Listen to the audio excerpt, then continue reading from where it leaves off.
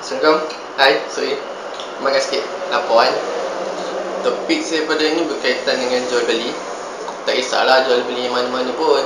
Antara kawan ke, beli kat pasar raya ke, pasar ikan, pasar malam, pasar gelap, pasar terang, pasar yang tak rupa pasar dan sebagainya.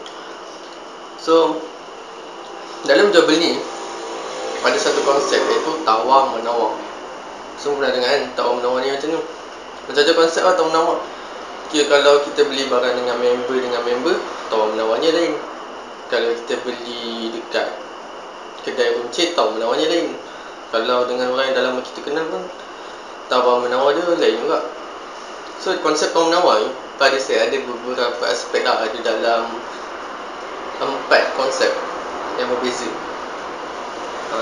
Nak tahu lebih lanjut, roll VT.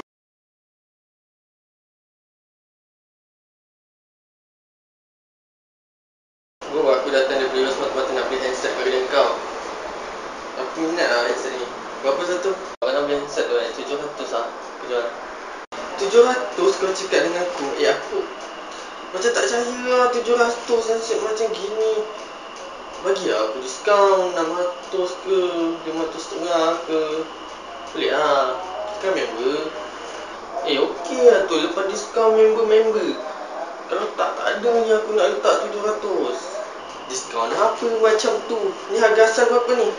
Sebenarnya harga asal 400 je. Tapi sebab lepas diskaun member, kau kan member baik aku, so aku bagi lah 700. 400? Kau nak jual ni aku 700? Dah lah aku cek kedai lain lah.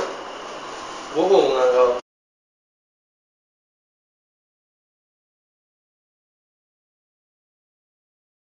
Kak, handset ni berapa kak harga? Harga ni 400 je. 400. Oh, 400 kak kan? Bagi saya 300 setengah boleh lah kak? 300 setengah? 300 je. Tak boleh lah cik, tak boleh. Minta maaf kan?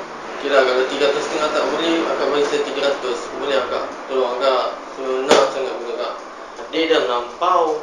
Akak tak bagi 300 setengah, tak bagi 300. Tak ada lah. Adik pula, cik kedai lain lah.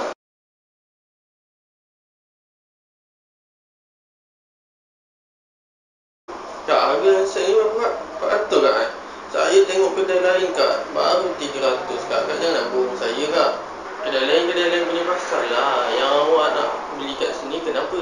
Alah kak ni tak percaya pula. Saya kat tempat saya tu kak 300. Tempat awak tu kat mana? Kenapa sampai ke sini awak cek barang? Boleh lah kak, 300 kak? 300. Security ni ada orang ni. Tolong halau. Roger, tolong. Roger.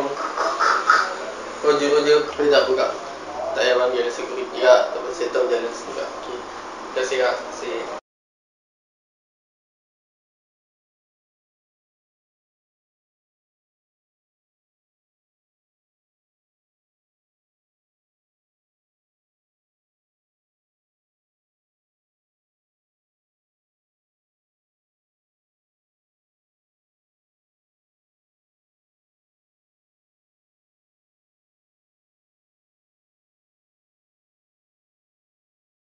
So conclusion ya, takkanlah kita nak tawar menawar dekat pasar raya kot. Mesti tawar menawar ni memang berlaku dalam daily life kita. Cuma kita tak sedar lah. Tapi tawar menawar ni tak salah dari aspek Islam. Cuma yang salahnya tawar menawar yang tak pada harga yang tak sepatutnya. Macam VT yang saya dah tunjukkan tadi. Terpulang pada anda lah nak menilai macam mana kaedah sebenar tawar menawar mengikut Islam. Sebab asalkan jangan sampai jadi riba bagi penjual lah. Kalau pembeli dia tak tahu apa-apa, so kena jujur, amanah. Ibarat 4 sifat Nabi lah: siddiq, amanah, tabligh dan fatanah. Siddiq iaitu benar, dan kita tak bohong. Amanah, kita ialah bila amanah diamanahkan kepada kita, jual dengan harga sekian-sekian, jangan letak harga melampau-lampau. Harga sikit tinggi tak apa, tapi jangan melampau. Tabligh ni menyampaikan ni mungkin kita sebagai pengguna sampaikan kepada pengguna lain lah. Kalau kedai ni mahal, so kita kena sampaikan kepada pengguna lain biar ada orang tahu. bukan kita nak provoke, tapi kita kena pandai-pandai lah banding beza kan. Dan last sekali Pratona bijaksana, kita kena bijak lah dalam apa je yang kita lakukan. Kena bijak, kena fikir 2-3 kali dulu sebelum membeli suatu barang tu. Kadang-kadang harga mahal, kualiti tak ada, buat apa? Tapi kalau harga murah berkualiti, itu yang kita cari sebenarnya.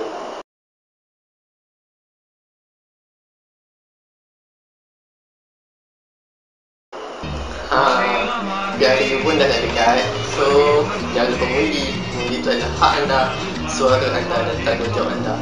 Walaupun satu je undian boleh mengubah segala keputusan di Malaysia. So, jangan lupa mengundi. Ciao.